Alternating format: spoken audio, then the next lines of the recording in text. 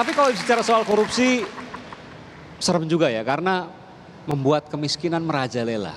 Membuat orang-orang bisa jadi putus sekolah. Contohnya ada satu ini, anak dari Bu Risma. Kita saksikan tayangan yang berikut ini. Saya takut nanti kalau nenek memaksakan diri untuk menyekolahkan saya takut nanti nenek saya bisa sakit. Dan saya mohon jangan suruh kami membayar. Nanti bagaimana saya bahagiakan nenek saya? Dan saya juga ingin membanggakan ayah saya yang sudah ada di surga. Ibu saya sudah meninggalkan saya sejak saya kecil.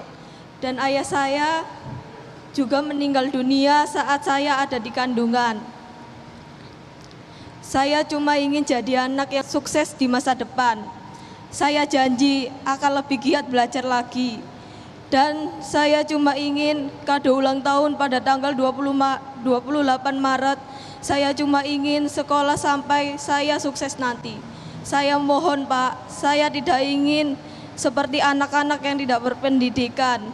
Saat saya dewasa nanti, saya janji akan menjadi anak yang sukses.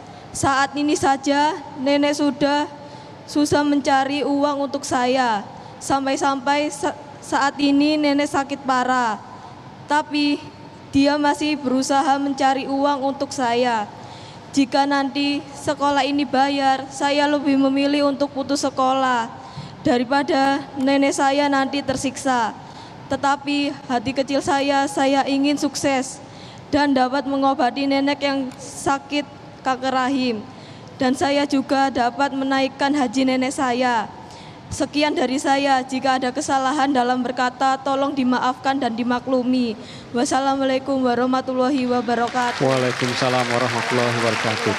Zakia Audifa, seorang siswi SMP di Surabaya yang menulis surat kepada Presiden Joko Widodo dan kebetulan didengar oleh Ibu Tri Risma hari ini, Wali Kota Surabaya, dan Bu Risma sempat menangis ya Bu. Zakia adalah anak yatim piatu yang saat ini dirawat oleh neneknya yang tengah sakit kanker rahim. Betul ya? Silakan ketemu Bu Risma.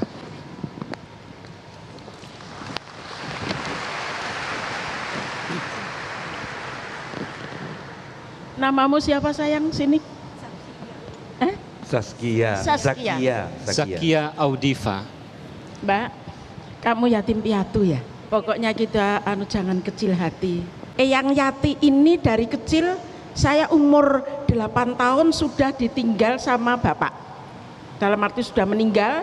Ibu saya meninggal aku umur 12 tahun. Jadi Bu Eyang Yati ini sudah yatim piatu dari kecil. Tapi maaf, jangan kecil hati sayang. Ya toh? Kita sebagai wanita harus semangat dan semangat. Masih ada Allah Subhanahu wa taala yang menolong kita. Ya. Yang penting apalagi Mbak itu wanita, ya. Jadi wanita jangan menyerah begitu saja. Jangan mengeluh, jangan cengeng. Ya, kita harus kuat dan tabah. Maka dari itu bersinarlah wanita-wanita Indonesia. Tepuk tangan kali ini untuk Zakia Audifa. Iya. Terima kasih Zakia. Semoga apa yang ditulis bisa didengar dan kemudian Zakia bisa terus bersekolah. Cita-cita mau jadi apa nanti?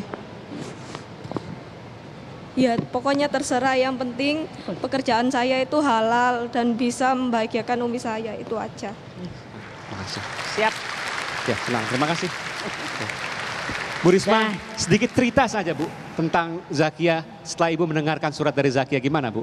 Saya juga nggak tahu, tiba-tiba saya ini kerja bakti, jadi saya habis pulang dari Kairo, kemudian saya bersih-bersih, saya masih pakai celana jeans, saya pakai kaos, pakai sepatu cat. Tiba-tiba saya dikasih tahu kalau banyak anak-anak datang di balai kota untuk membawa surat ke presiden tentang permohonan sekolah gratis. Demi Allah ini saya nggak mengkondisikan. Mereka bawa kurang lebih ada 6 box besar yang isinya seluruh surat dari anak-anak. Nah kemudian Saskia ini nggak datang,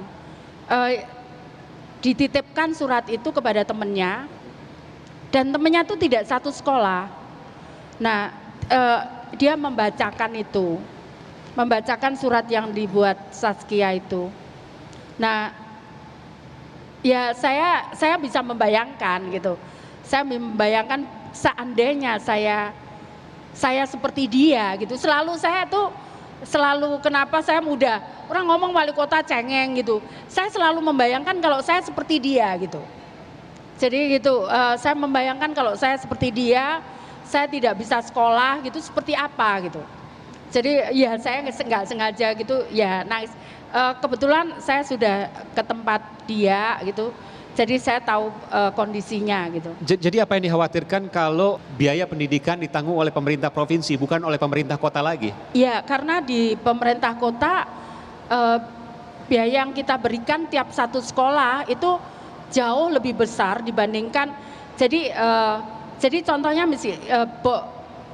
sekolah SMA SMK itu satu anak kalau ngandalkan dari BOS nasional itu hanya sekitar 62. Tapi di Surabaya itu 153.000 per anak. 62.000? Iya. 62.000 versus 100 ya. Oke. Nah, totalnya 152.000.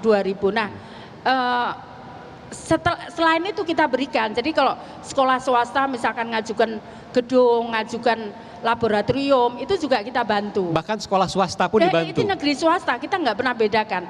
Saya kan bukan wali kotanya sekolah negeri, saya kan wali kotanya orang Surabaya gitu. Jadi semua kita bantu. Ya. Dikhawatirkan kalau hanya dari dana BOS ada beberapa biaya yang tidak ditanggung. Ya, tidak di cover itu, tidak di cover. Sehingga kemudian dipungut. Dan sekarang proses apakah biaya sekolah di provinsi atau pemerintah kota masih dalam pembahasan? Iya, para orang tua murid ngajukan gugatan ke MK. Gitu. Dan masih belum putus di MK? Belum putus. Mudah-mudahan nanti yang terbaik yang diputuskan oleh MK. Iya. Ada kesalahpahaman di masyarakat yang menyangkut peran perempuan di luar. Dikatakan bahwa perempuan tidak perlu ada di luar rumah karena kasur, sumur, dapur perannya itu saja.